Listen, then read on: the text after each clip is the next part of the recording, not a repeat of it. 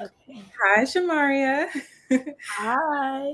It is so nice to meet you. This is actually the first time that we are meeting, which is over an interview, but that's okay because I'm going to get to know you while I also introduce you to everybody else, which I really like.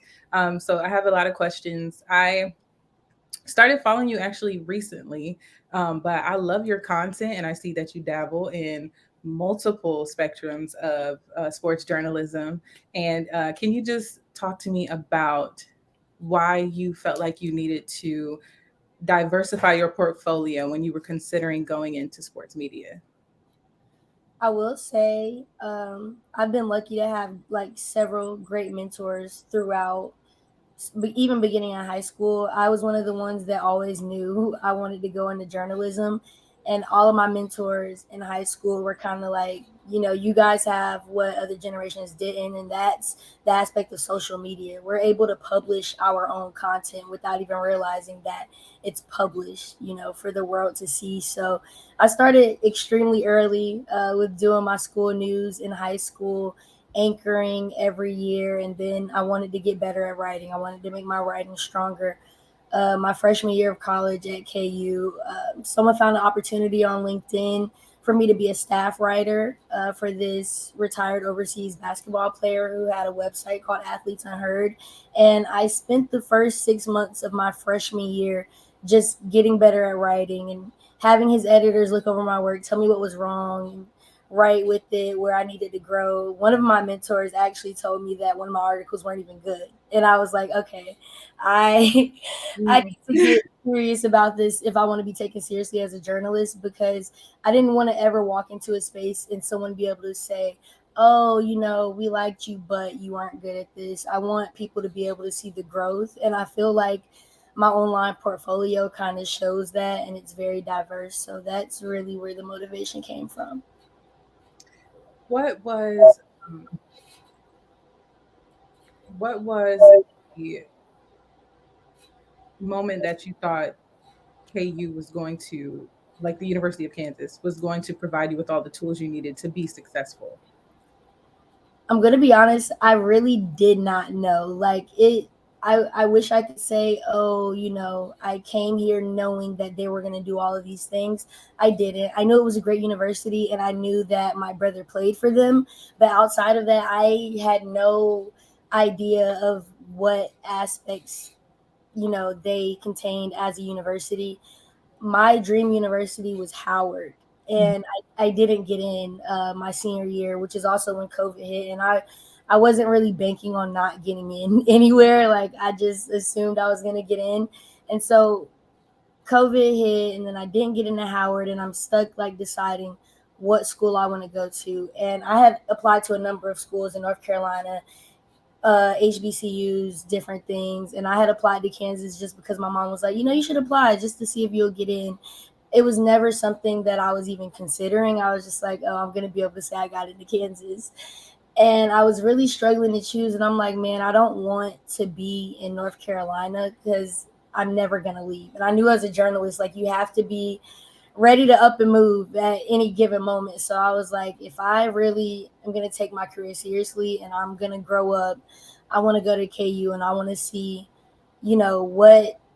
what kind of journalist I can become, especially in a sports environment as big as this one, because I already knew what that was going to be like, and I knew what type of student I was. I really felt like I could thrive anywhere. But once I got here, my first day, I was so nervous, but there were like people in place trying to make sure that my experience was as great as possible.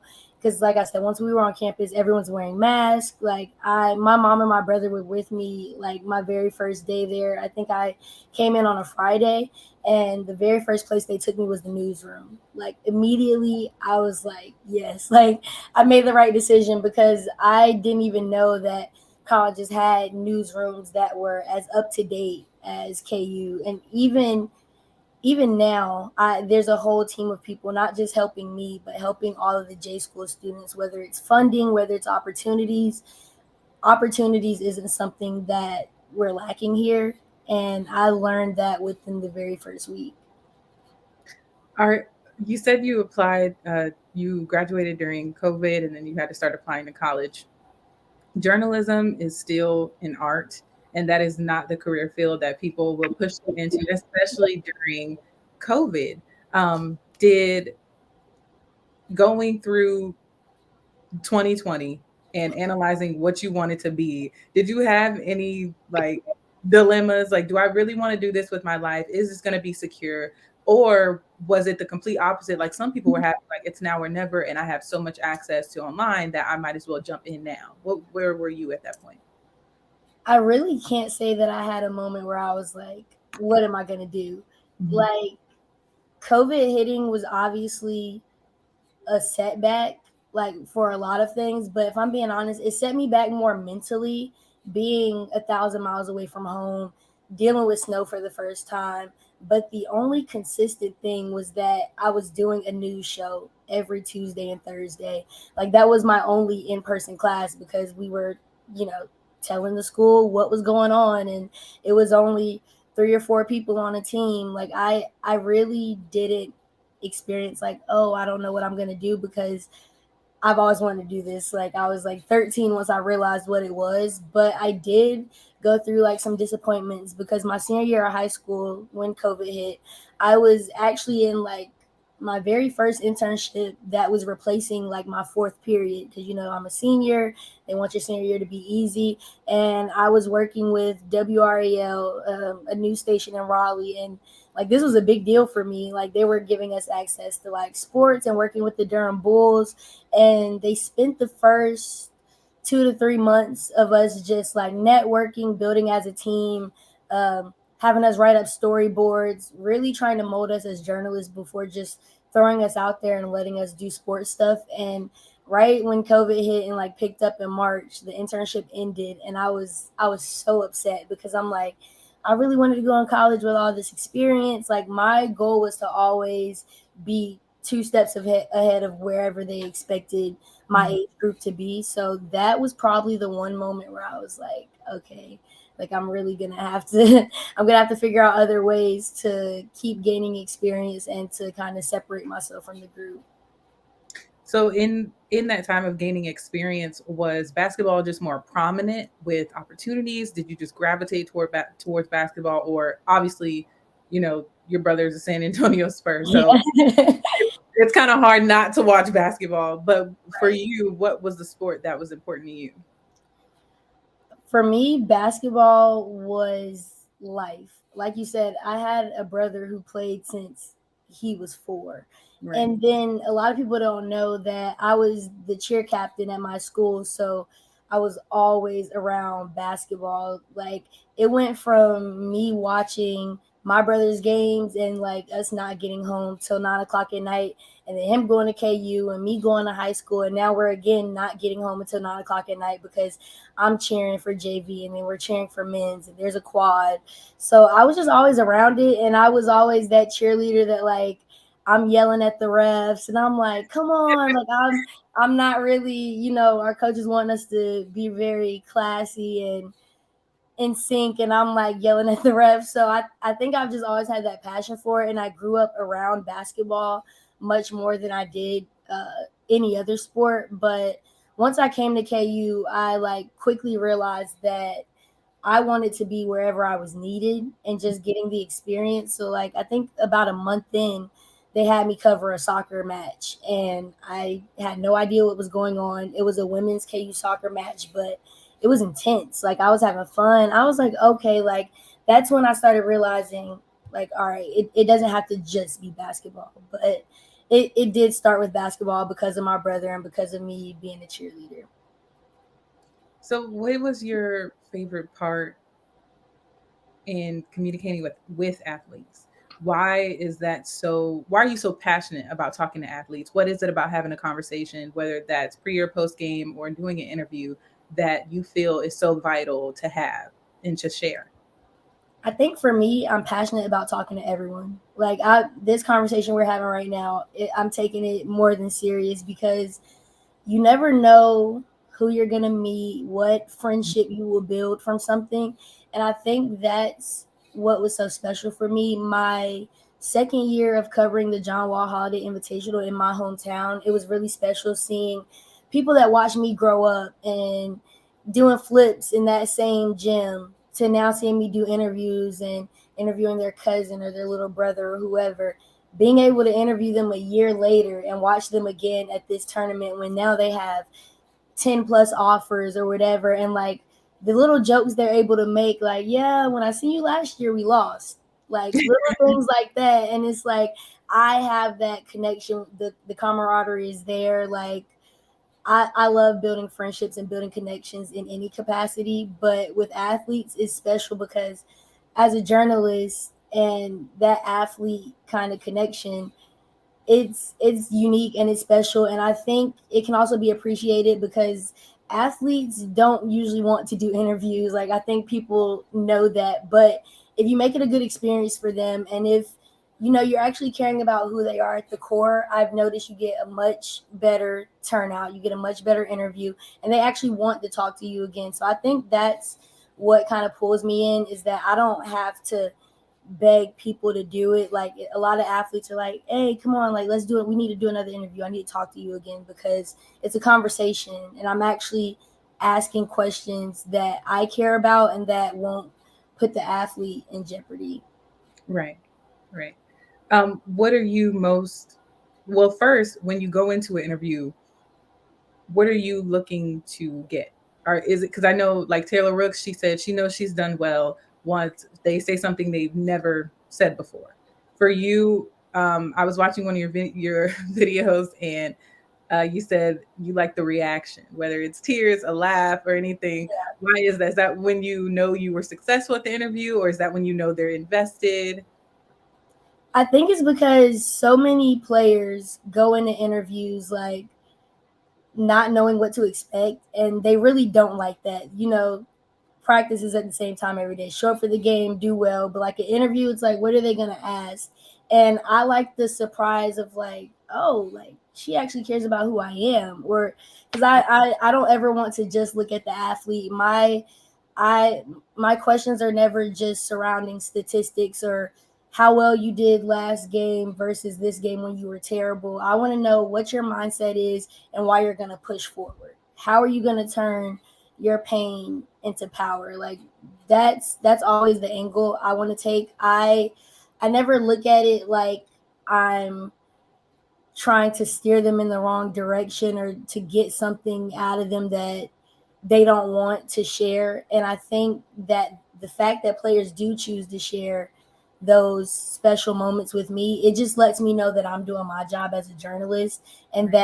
that I'm building these connections with these guys outside of our profession. Because, like I said, I care, and that's what I want to show in the interviews. And I feel like the pure reactions and those candid moments, like it just shows that.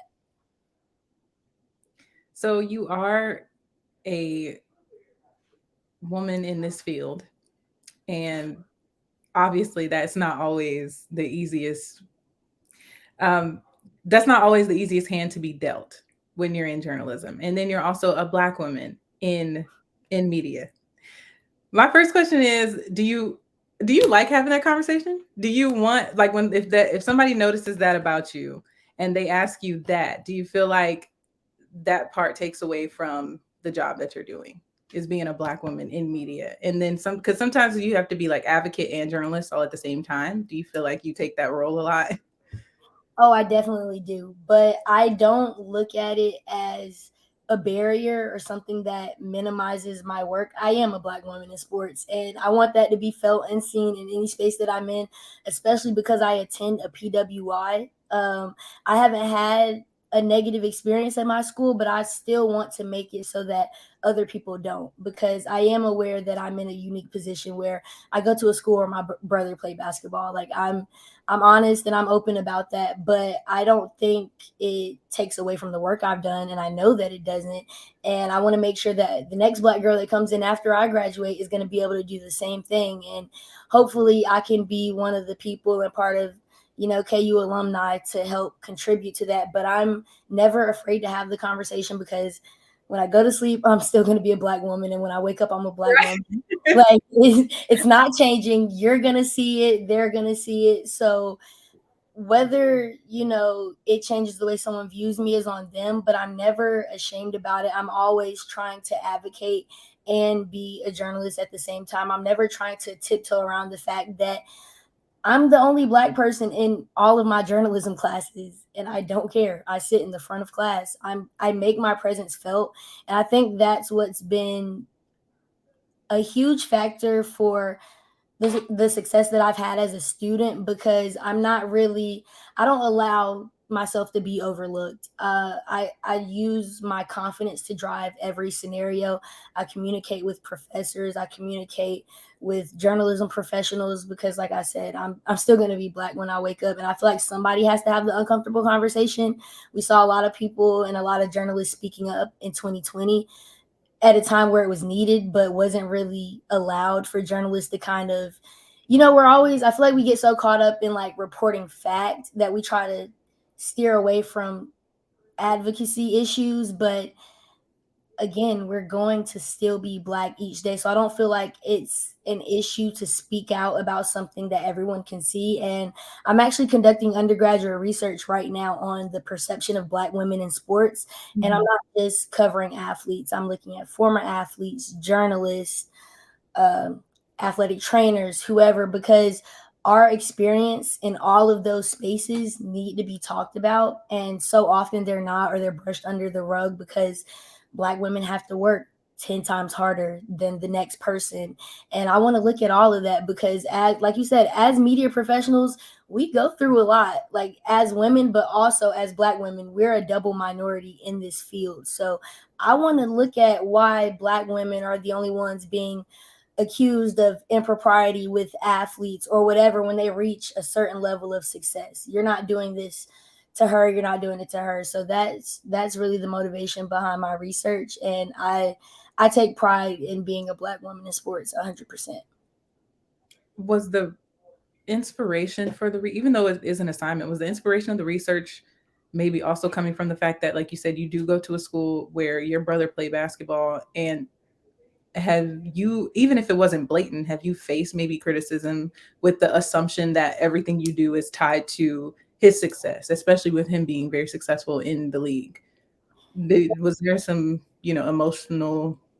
Yeah, whether it's like you said, blatant or even verbally expressed, I can see a difference in how people treat me, whether it's good or bad. Because like I said, I'm not biased. I do understand that my brother played at this university, and a lot of people don't know how serious Kansas basketball culture is, and I'm able to really see and appreciate that, being that I grew up in North Carolina, the hoop state, Carolina, Duke State. Like just growing up there, KU really isn't on our radar. But coming here, there's a lot of love, a lot of unity and family in the sports world.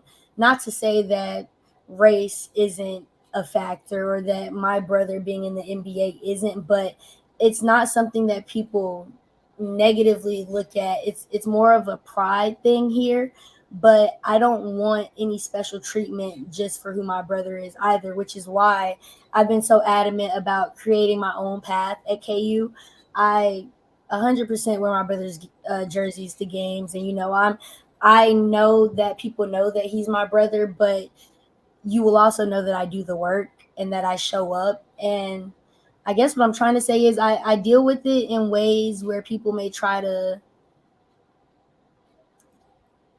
be more lenient towards me in aspects, and I'm like, no, like I kind Right. of just I stop it there. No, I will do whatever you need me to do. I will go to whatever soccer match, football game. I can work the camera, I can do this. I'm always volunteering to step up because there are people who are like, are you sure, because we can get you this and we can, and I'm like, no, I have my own equipment, because I want that experience as a multimedia journalist. I want to be able to say I shot and edited this news package, not a team of people at KU who just wanted to help me, because of who my brother is. Not saying that that's what the goal is. People are always trying to make sure that I'm learning and that the skills I obtain are equitable in this field. But sometimes you have to turn down the help and the praise and, oh, we want to feature you here. And like, no, it's okay. Like I'm gonna publish this on my YouTube channel.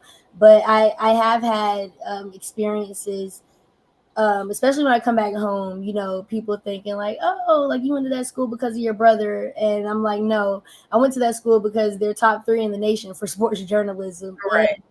I had actually read that article my senior year when I'm stuck and I'm looking for signs and I'm like, I don't know what to do. And I open my phone and it's an article about KU being top 3 in the nation. And I'm like, this is where I need to be. So I just make sure I'm very transparent about the fact, like, yes, my brother is in the NBA. Yes, I went to the school that he went to.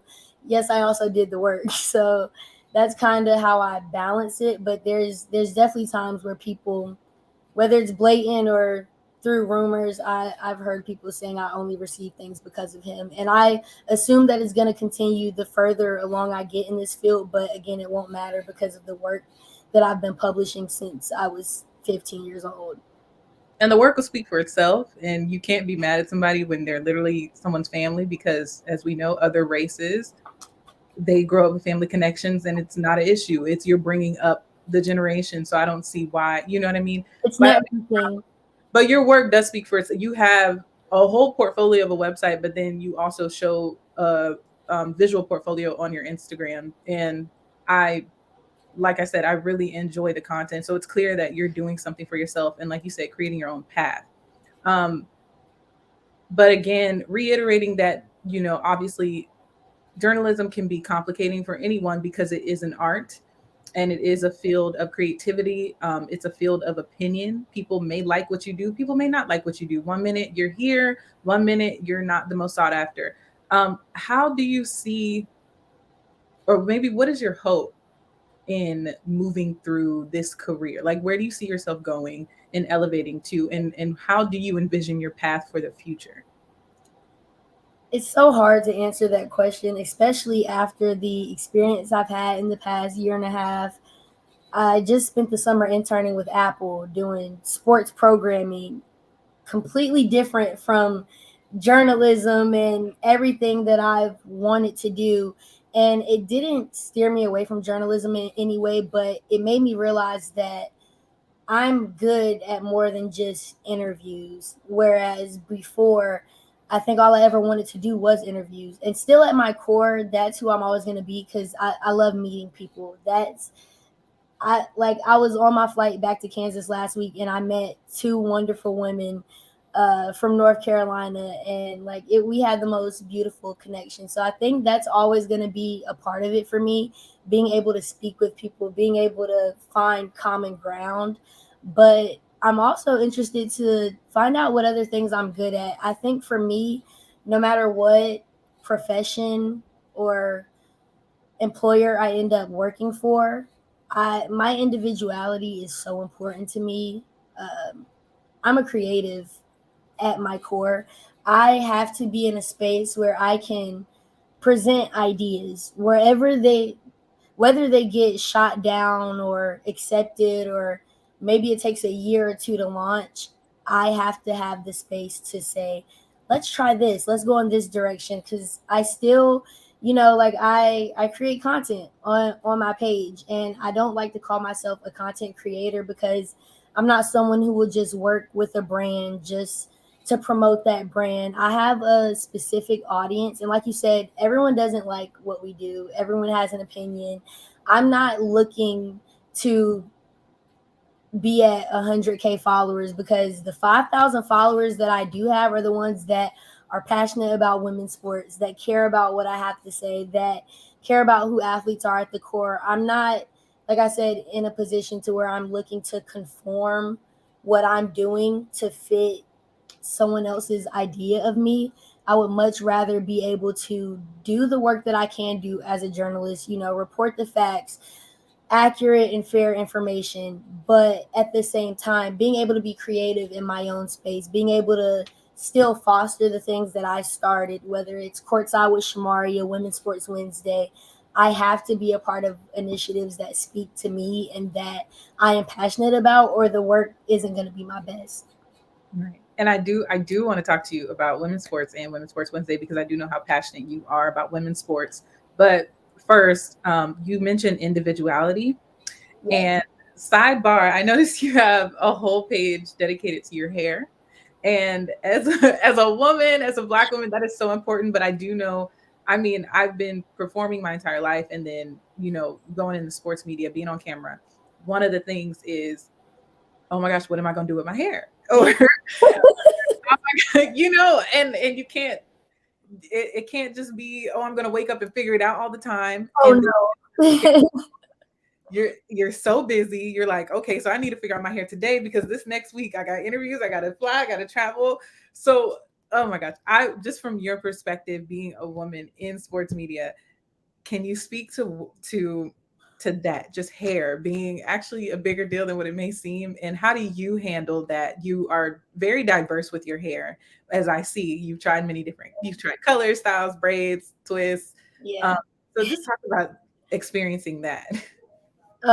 So for me, my hair was my passion before journalism. I remember growing up and like I literally watched my hair go from being down my back to being like bob length and like the perm, then not the perm. So like I was definitely a part of that generation. Like I had a phone very early. Like I was in third grade when I got my first phone, sixth grade when I got my first iPhone, and like my mom didn't really know how to do my hair. Like she would take me to get blowouts and braids and whatever. But like as far as natural hair, that wasn't something my mom even had the time or capacity to do. Again, however many days out the week we're at basketball practice, games, like there's no time to figure out your hair. Like you're about to get these braids and like that's it. And I was fine with it, but I still wanted to be able to have an option of wearing my natural hair. So I was in fifth grade when I told my mom, I was like, I want to go natural. She said no. She's like, I don't have time for the trial and error. I cannot help you. No. And I was on the dance team and then the cheer team in middle school. And then I Mhm. got to seventh grade and I'm like, I'm going natural. Like I wasn't asking. I was like, if I have to go through the ugly phase or whatever I go through, going through the Cantu, the Shea Moisture, I'm finding whatever I can to figure out, like, because as Black women, I feel like there's so much misinformation about our hair. The the misconception that our hair is difficult. I'm never gonna say that, or nappy or whatever it is. I chose to embrace all those things. I have plenty of photos from middle school where my hair was not it, and even in high school, I was, like I said, I was on the news show and I had to still sit up there and anchor on that desk. So I think my passion for, again, like you said, my individuality, showing up as myself, but also being the journalist that I am, it's always been a package deal with me. Like it's something that even, whatever space I am in, most of the producers are white. And that's fine, but I've kind of chosen to show up to interviews and news segments or whatever it is. However, my hair is next week, I might walk in with my curls the following week. And I don't ask. I don't That's one thing I've learned because like I said, I've had several journalism mentors and some that I know who are still in a field or at a station where they're wearing braids 8 months out the year because they're not allowed to wear their curls, or they're wearing it straight because they can't wear their curls, whatever it is. I am very unapologetic in who I am. And I think my social media is crafted in a way that you can see that. And obviously employers are going to stalk your social media once you apply for something. And I want people to be able to see, yeah, I have a curl page and I'm telling Black girls, how to care for their natural hair, or embracing my curls as a journalist, because there's so many states that still have not adopted the Crown Act. And I personally have no interest of working somewhere where I can't wear my afro if I wanted to, or a braid out, or a twist out, or I'm not asking. It's You're not telling my counterparts how to wear their hair. I show up, I look presentable, professional, and I do a job, and I'm going to do a good job at what I'm doing.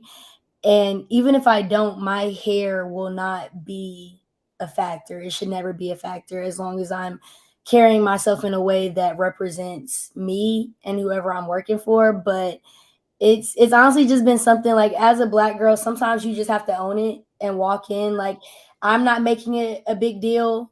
You shouldn't make it a big deal. Cause I feel like if I make it a big deal, I'm like, oh my God, like, how does my hair look, guys? Like, I don't do that. I might be thinking it. I might be like, oh my God, like, I'm wearing my curls on TV, but I'm going to do it, and I'm going to present myself in a way, because if I'm comfortable, the viewer's going to be comfortable. You should be worried about what the conversation is, what the news is that I'm bringing you, and not what style my hair is in this week. Because at the end of the day, you didn't pay for it. So, That part. And it's not, I was just talking to my mom about this. It's she was explaining how sometimes people treat hair for, and I think mostly black women, as if it's an accessory, because we can be yeah, so diverse. It can be like, I just went red, like that's completely different from anything I've ever done. So because you can do so many different looks, you can do locks, braids, twists, weaves, sew-ins, all these things. It's like, oh, it must be an accessory, but it's like, no, it's actually attached to me the same way my arms and my legs are. It's growing out of my head. There's blood flowing through, through the follicles. right, right, I feel like people forget that it's not just an accessory, but we do find a way to accessorize it and to creatively wear it. But agree. it's part of me at the end of the day. So um, you're always, even in this last conversation about hair, you found a way to advocate for the other woman, and that's something you do really well, especially when you have women in sports Wednesdays, or women's sports Wednesdays. Um, what made you want to start doing women's sports Wednesdays, besides even just advocating for it? What did you see that was missing that made you feel like you had to make those posts? If I'm being honest, I looked at my portfolio. I was very unimpressed. The amount of male athletes that I had interviewed as opposed to women, that number was extremely low. And it was not through, I don't want to say it was through any fault of my own. I'll just say with the things that I've been involved in on campus, have primarily been men's basketball, and women's basketball and men's basketball are two different organizations. At the end of the day, there's a media team that curates the women's content and the men's content. And there were certain things that I had to understand, that I can't cross a boundary with these people that I work with. If I want to go work with these women athletes on campus, I'm going to have to go through the correct protocols of making that happen. But I also go back to me being a creative. I can't control when the ideas come also. So Yeah. like before just while being an undergrad, I'm looking for people on campus to interview, whether it's a track, volleyball, soccer, whoever. I'll talk to anyone that I can talk to. But going to Apple this summer was the first summer that I wasn't going to be able to do face to face interviews with people, because I was in Northern California, 3,000 miles away from my hometown. Whereas, like last summer, I spent the entire summer in Raleigh, North Carolina, going to different summer leagues. And again, I was interviewing a lot of male athletes. It's just that where I'm from is it can be a male dominated space. Obviously, basketball and women's sports not getting that much attention. And I even covered the women's John Wall Holiday Invitational, and I had interviewed them, but my presence there was still a big thing because I was the only multimedia journalist there. So I found more struggle when it comes to trying to cover women's, because I'm literally by myself doing everything, and they're wanting me to interview an entire team, or four people from the winning team, four people from the losing team, and I'm having to come up with questions for all of these people. Whereas I go to the men's tournament and there's 10 journalists in this one room to do a press release or whatever it is, and I'm able to kind of pick and choose who I want. So I've always had that passion for wanting to make it a more accessible space, but also not being harmful to me as a journalist, to where I'm like just spread super thin trying to, bring a platform to these ladies. But this summer, not being able to really interview anyone or talk about what I was working on at Apple, I had to find an avenue to where I could be creative, but not kind of step on anything that I was working on with Apple that couldn't really be talked about. And I was like, there has to be a way to reach my audience through social media without me having to kind of sit down and do what we're doing, because I really did not have the time this summer to do the virtual interviews, which is something that I've relied on in the past. So I was like, I want something quick because our generation attention span is barely there, barely there. And honestly, as a journalist, like as journalists, we're constantly trying to find ways to get out information, but Mhm. get it out quickly, and it has to be factual. Like no one is going to be like, oh well, you tried to get something out fast and it was wrong. No, it was wrong, and you're probably going to get fired from wherever you're working from. So for Right. me, it was looking at women's sports as a whole, not just WNBA, not just NBA. I wanted to become more versatile in the sports that I was covering, but also just have something for the women. Like Mhm. I I felt like we talk about being a black woman. I know what it's like being a black woman in sports as a journalist, but I can't say that I know what it's like being an athlete. And I think what sparked it was me conducting that research that I told you about on the perception of black women in sports. I'm still conducting it and collecting data, but once I started talking to people last semester, even my friends who I was hanging out with on a regular, I mean, we're going to campus events together, but I'm having conversations with them that I've never had because I've never really had to ask them about their experience in practice or their experience with the coach because I don't have that experience. My experience is in a newsroom. And so when I started conducting this research, one of my friends, we were talking in my room, and she's like, I'm so glad you're doing this because if I were to talk about my experience with so and so, man, and I'm like, what do you mean? Like, I never knew you were having this. She's like, oh, yeah, like that's normal. And I'm like, that's not okay. Whether it's normalized, whether it's whatever, our experience, like I said, in any space needs to be examined because the things that are said to black women, like you said, how we wear our hair, the comments that I heard surrounding some of the athletes' hair while on the court, insane. It's like she's on the court. On Like, the court, and you're worried about her hair and her lashes. Like there were just certain conversations on campus last year that were really bothering me with me doing this research because it's just like I saw a different strength that women athletes possess, black women in sports, because they take the jabs day in and day out. Loving the new hair. Oh, lashes and nails are really long today. Why are you commenting on my appearance? Like this is my appearance, and we're the only ones that experience this. How long our nails are, how big the earrings are, those things do not matter.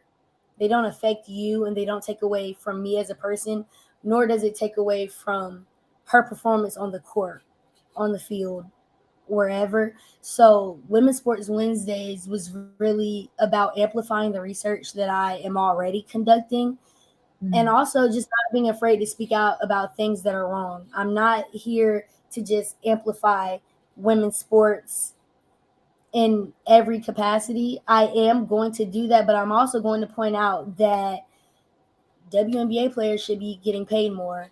And it has it does not just have to do with attendance or whatever. And I look at people like Angel Reese and Flau'jae Johnson, and I can appreciate their contributions because I can see the individuality coming out in them and them kind of standing on their 10 when it comes to that. So I'm lucky enough to be a part of a generation where we're a part of the change that is already happening, and we get to see women's sports be the most streamed over men's basketball or whatever it is. So I'm lucky to be a part of that, and I just wanted Women's Sports Wednesday to encompass all of the women's sports and talk about everything because a large bit of my fan base also doesn't even understand sports. I have certain friends who repost my work and they're like, I don't even understand the WNBA. I don't even understand what's going on with the World Cup, but because of your video, I understood. So I had no idea it was going to be as big as it was, but it became something fun for me in a way that I was still able to connect with that audience.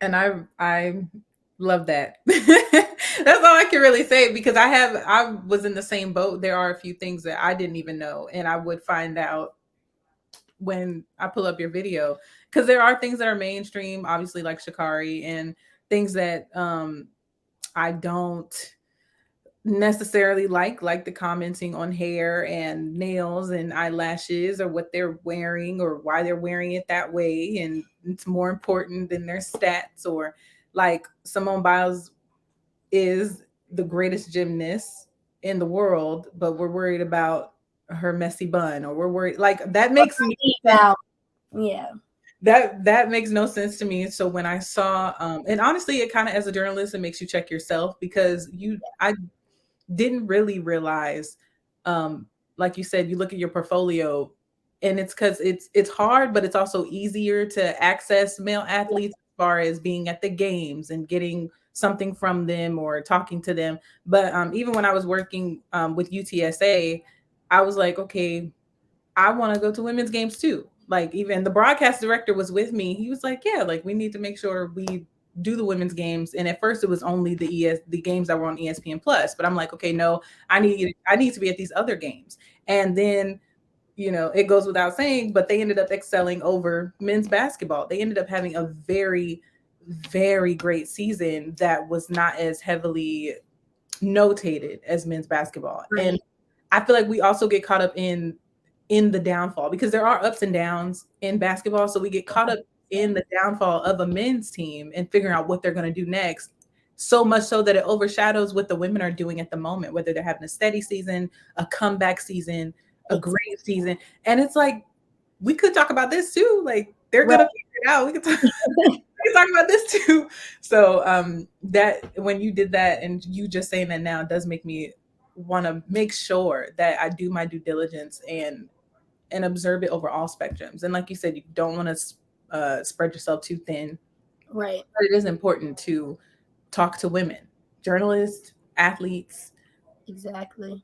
everybody. And that's all I'm ever really trying to do, because it's it's like I said, no one really ever talks about the experience as a black journalist. Like, and we're young, we're at entry level points in our careers. I look at the Maria Taylors, the Jamil Hills, Angela Rye, Robin Roberts, people who paved the way before us, before there was social media, and I can only imagine what was said to them, what they had to go through, which is why I'm so adamant about not quitting just when I hit a bump in the road. And like you said, we got to look at ourselves, look at our own portfolios, but it's also on the way things are structured. Because like you said, you go into a newsroom or wherever you're at, and they're like, oh, go to this men's game, go to this, and you're having to speak up and say, hey, I want to do this too. And it's not that they're like, oh, like, don't do it. Like, they're like, oh, okay, do it. But like, there hasn't been enough people advocating for women in that aspect. So when we do it, no one's ever going to tell you not to take on more work. Obviously Right. they want someone who's going to cover this, but obviously when you're good at what you do, they tend to send you to the men right away. Like, that's just the way Mhm. things are structured. And I think if we're adamant about where we want to be placed, a lot of that will change. And that's why I'm so adamant about covering all sports now, because I'm not just, oh, I only want to work for the NBA and that's it. I only want to work for that's I'm a multimedia journalist. I want you to call me to cover WNBA, to cover NBA, to cover a World Cup match, to cover the BET Awards. I want to be all encompassing, because everyone has a story to tell, whatever it is. And I would love to be the one to tell it in a way that is reflective of that person and their values and their morals. And I think that's an aspect of journalism that is getting a little lost with this age of like social media and content creation and overall podcasting. And like you said before, journalism is an art, podcasting is an art, interviewing is an art. If you're not going into this with the intention of getting answers to questions that people want to know, while also not putting down the person that you're looking at, because I like, again, especially when we talk about in an athletic space, obviously I'm not looking to put down an athlete. That is not what I'm here to do. I like athletes make mistakes, and there are certain things, certain questions that we have to ask that are hard, but I think there's a way to handle hard, and I want to make it so that no matter what field it's in, people feel comfortable talking to me. Like she's going to convey that message, and she's going to stand up for the things that I am saying. So that's, I feel like that's where we come in. And I think it's like you said, it takes that self-reflection, because you're only going to get better if you can self-reflect. And I reflected over my portfolio and I didn't like what I saw. I just have a couple more things. The first one, a little a little fun, a little bit more personal. When you do Women in Sports Wednesdays, sometimes you're doing a Get Ready with Me, and you also have Get Ready with Me separate from that. And you seem very into fashion. Can you just explain your fashion sense, where it comes from? Is it inspired by athleisure? Is it inspired by hip hop? Is it inspired by just the fashion girlies? Like, what are some of your inspirations when it comes to choosing your outfits? I've always been super girly, like, and I think this is what's funny too about my family dynamic in my career. A lot of people assume like my brother is like the like celebrity of the family, and it's like never been like that. He's a lot more low key, and I was the one like coming to family cookouts like dressed up in whatever I wanted to wear that day, a tutu, a Tinkerbell costume. Like I've always just, and I've always been obsessed with the color pink. I grew up listening to Nicki Minaj, and I don't know. I feel like that just says everything it needs to. Like I've just always felt like that's what my personality was. And in high school, like my mom would not let me get a job like at all. Like I didn't have any money other than what she might give me for lunch or nails. I wasn't really getting an allowance or anything that I could save up. So like I couldn't dress how I wanted to. And even when I started like getting campus jobs and being able to buy the clothes that I wanted and kind of stepped into what my style was, because I feel like you have to find your style. Like even though you can love clothes and fashion all you want, but until you find what works for you and your body type, I'm 5'6" with very long legs and big feet. Like I'm literally built like I should be playing basketball, and I don't. So I dress in a way that is fitting for me, and I've always been really into sneakers. Like as a girl, being in middle school or high school, being into shoes at the time that I wasn't really popular. And it's like, oh, my mom's like, wear these sandals, wear this. And I'm like, no, like Right. I'm, Oh my gosh.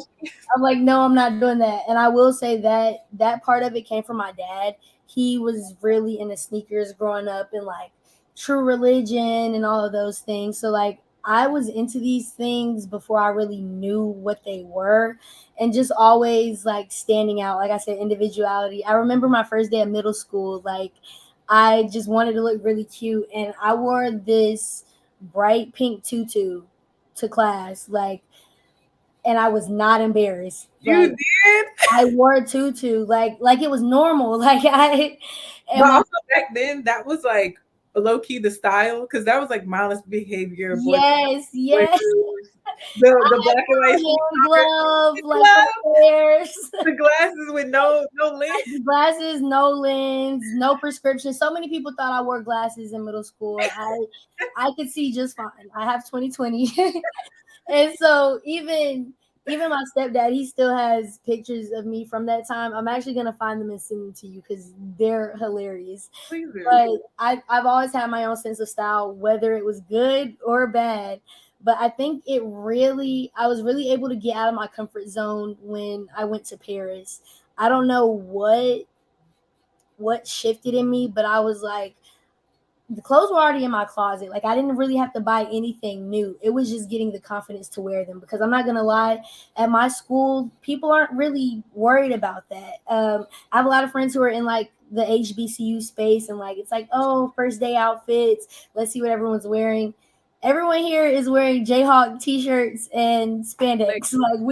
Like it's all the same thing. And then it's snowing, and we all have on snow boots, and so I'm not really able to dress the way I want to year round, because of the weather, because of the environment that I am in. But when I went to Paris, I was like, this is my time to really wear those, like, it's not going to be like, what is she wearing when I put on these Bottega boots with this shirt, and it's not going to be the jokes and everything. So I think I was less worried about what people thought, because obviously, like, I just didn't think I was in a space where people would care and where I feel like fashion can be appreciated. And I was also there during fashion week, so my confidence was just You've lived my skyrocketing at that point. Yeah, I was oh so I was wearing outfits that I would normally be scared to wear. Like, these were all outfits that I probably saved to Pinterest boards 2 or 3 years ago that I'm just now being able to do. And I noticed the, like, reaction I was getting from people, and like they're complimenting me on how I dress, and I'm like, wow, like,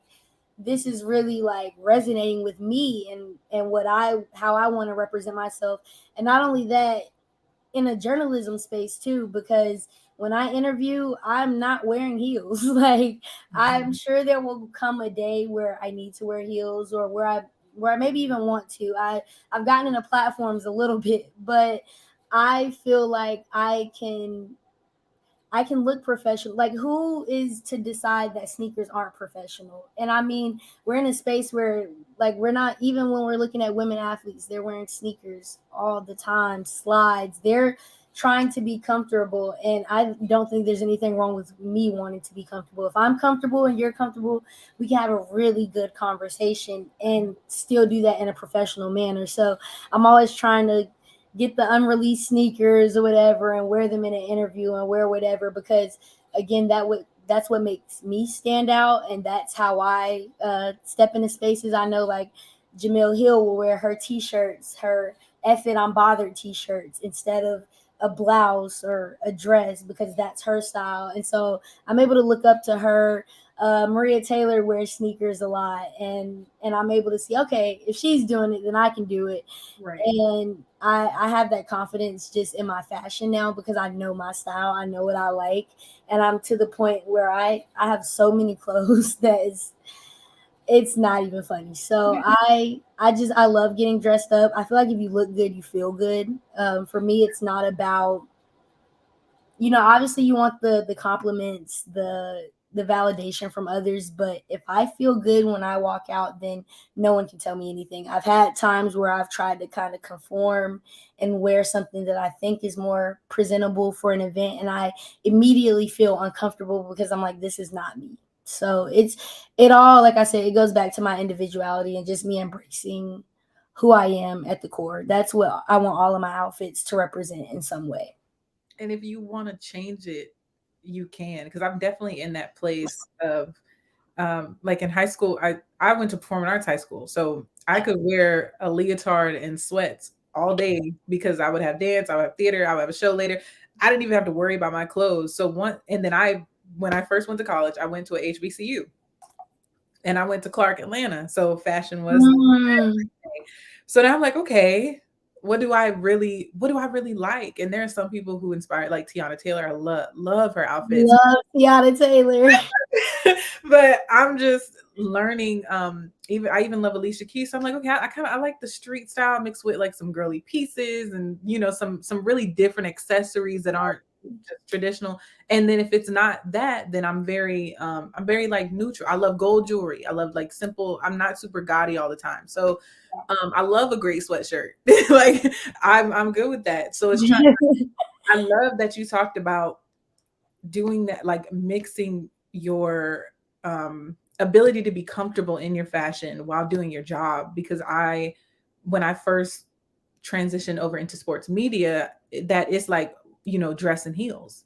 And I'm like, okay, I've done it for auditions, but I wouldn't do that all the time. Yeah, So it is hard trying to find, it's like that walking that fine line of, okay, can I wear this to this game? When I was going to the yeah, Spurs, I was like, okay, can I wear this to this game? Can I wear this to this game?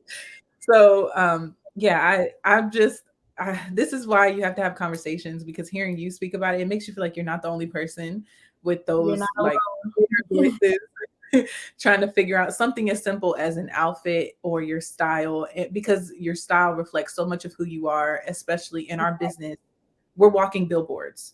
Like I'm you Especially you for Black women. like we talked about, like as a black woman, it's like, can I wear this? Not, is it presentable? Not, she can do it. She might get away with doing interviews in a crop top and like some flannel pants. I can't do that. Like I'm just saying what we're all thinking is the truth, and there are women who have a certain look that um, this profession goes after, and they can dress a certain way, and it's chic, and it's, oh, it's bold, it's different, it's, oh, times are changing, and if we do it, it's unprofessional. So I totally know what you mean. It's a very thin line, and then it's like, how do I feel comfortable in that too? Because if we're constantly worried about our appearance, there's no way we're asking great questions. So I had to find a way to where, okay, I can wear my hair in braids, and I can also wear this bodysuit with these khakis and these sneakers and still be presentable but also be comfortable. Because like I said, if we're not comfortable, it's gonna be a hard day. It's Right. heels wherever that we there's times where I'm sure you don't know when you're gonna leave the gym, and I can't imagine being in heels Oh, that whole. I remember first working the John Wall Invitational. I, like I said, I tried to conform. I had on heels for the first day, and I was an independent journalist doing everything on my own. And they were kind of like, you can interview whatever athletes you want, but we're not giving you any assignments or anything. Like, figure it out. I worked my first like 10 or 11-hour day, and I wanted to come out my heels so bad by the end. Like, I just wanted to take them off and walk out barefoot. And my mom was like, "You do not take your shoes off. Like, that is not okay." So it was. I feel like it's a learning curve, a learning experience. But you just gotta learn to wear what works for you, while mhm. also still being professional. So I feel like we've given subconsciously a lot of advice, whether that's life or in this business. But the reason why I wanted to do the synopsis is because no matter what career field anybody's going into, I feel like people's journeys, like you said, everybody has a story. And when I started learning athlete stories and started hearing things that almost pertain to my life as well, but we weren't doing nowhere near the same thing, I was like, Exactly. this could help everybody. Um, Yes.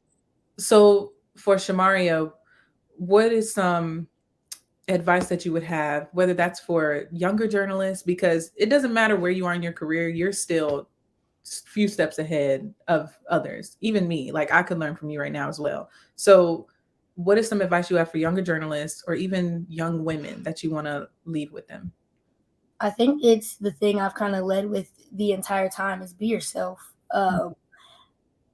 Do it scared, do it happy, do it tired, do it angry, because you're going to have to do it. That's a lot of things. Like, I am a very emotional person. I consider myself a creative and artist, and I take my work seriously. So I I have always wanted to make sure that no matter what I was doing, who I am would be at the forefront, because at the end of the day, I may not be the best journalist, the best interviewer, podcaster that anyone has ever sat down with, but I can 100% say that I gave it my all.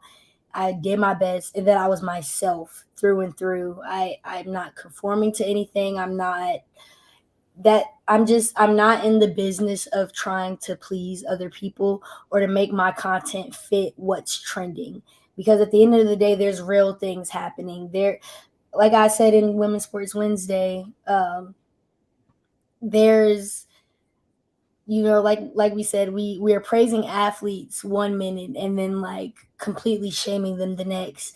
I'm not in the business of only talking about the glitz and glam. Like, sure, it is amazing that the Aces are doing what they're doing right now, that they're in the White House, but we also need to talk about why WNBA players are still having to fly commercial. Like, I'm Right. not I'm not gonna sit around and act like, oh, women's sports is just this amazing thing that is just now starting and picking up. No, they have been dealing with this. They have been advocating for themselves, and they need journalists and they need people like us, young emerging journalists, to talk about this, whether it looks good or not. So I guess that would be my advice, and to also find your niche. Like for me, it I feel like I kind of bridge that gap for people who kind of enjoy sports but may not like understand them. My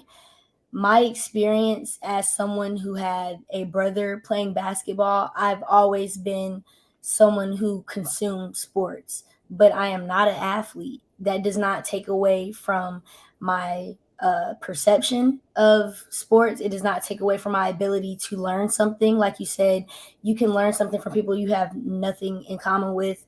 Um, I watch The Pivot a lot. I watch I Am Athlete, Mhm. and I didn't know who Ryan Clark was before. I didn't know who Brandon Marshall was before. Like I said, I wasn't super into the NFL, and I've learned from both of those podcasts. So I definitely would say that finding your niche and where you know you can kind of connect your passion with what you're doing. I love sports, and I don't have time to catch every single game that is on Right.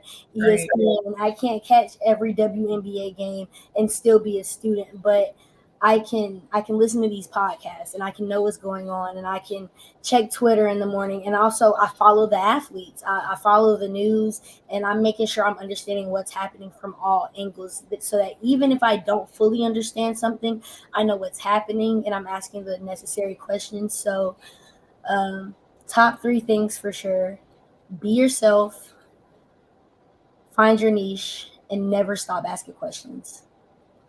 That's what I would say. Good advice. All good advice for life, and all good advice if you want to get in this business, or even I feel like we're very similar in, like I said, I was a performer most of my life. So Yeah, this is not the only thing I can do, nor is it the only thing that I desire to do. Life is, exactly. there's so much life to live, to where some people have the blessing of staying in one medium for 40 years, but I, like you said, I have to be in a space where I can create, and Exactly. I genuinely care about these athletes. I care about their stories. I've met some of the most wonderful people, but at the same time, I have other things in me that I feel like God is going to want to bring out. And so that's something else I would lead with is, don't feel like you have to be one track minded. It's okay to explore. It's okay to be really good at this field while you're still figuring out something else. I love that about your page. I do want to say before you finish up, I it's very rare to find other journalists, especially of color, that are doing what we're doing at this age. I give you props. You inspire me. I try to read your articles, and it honestly is what pushed me to start writing again, because I you follow me and I followed you back, and you were posting articles every week, and I'm like, dang, like I used to do this. Like let me get back on it. I don't know if you saw, I did an article on Bill Self like about a month ago, and I was inspired by you posting your work so much, and then also posting behind the scenes with the Spurs. I love what you're doing, and like I said, no amount of followers is going to take away the work that we're doing. And that's why I'm so big on not really referring to myself as a content creator, because what we're doing is so much more than creating content. We're curating content, we're telling stories, and we're also writing pieces on these athletes that we care about. You're amazing. The work you're doing is amazing, and I'm so proud and thankful that we have crossed paths and been able to do this, because I haven't been interviewed by another Black woman, and that's why immediately when you asked, I was like 100% yes, because not only can we help each other, but we're also going to help others when you upload this, and I'm going to make sure I promote it everywhere, because what you're doing is amazing, and we have to continue uplifting each other. Girl, you could make me cry. Thank you so much. Oh my gosh, thank you. And yes, we could talk offline. I hope this will not be the last time that we talk. Of Um, course not. Of course not. I appreciate you so much for being here, for doing this. I knew that there was a conversation to be had. I knew that we could talk about this all day, All but day. you know, people who follow me may not know you. People who follow you may not know me. But when you bring those audiences together, I know somebody can get It's something, powerful. It's or powerful. just, yes, they can learn or just understand or even just be entertained. You know, okay. But thank you so much for doing this. Thank I you. really appreciate it. And you guys, please put out your social media. Where should we follow you? Yes, follow me on Instagram, shamaria.m, YouTube, Courtside with Shamaria. Please subscribe. That's where I'm posting all of my interviews. And if you just Google my name, you'll see my portfolio. And thank you so much. This was really fun. It was fun. I'm so excited.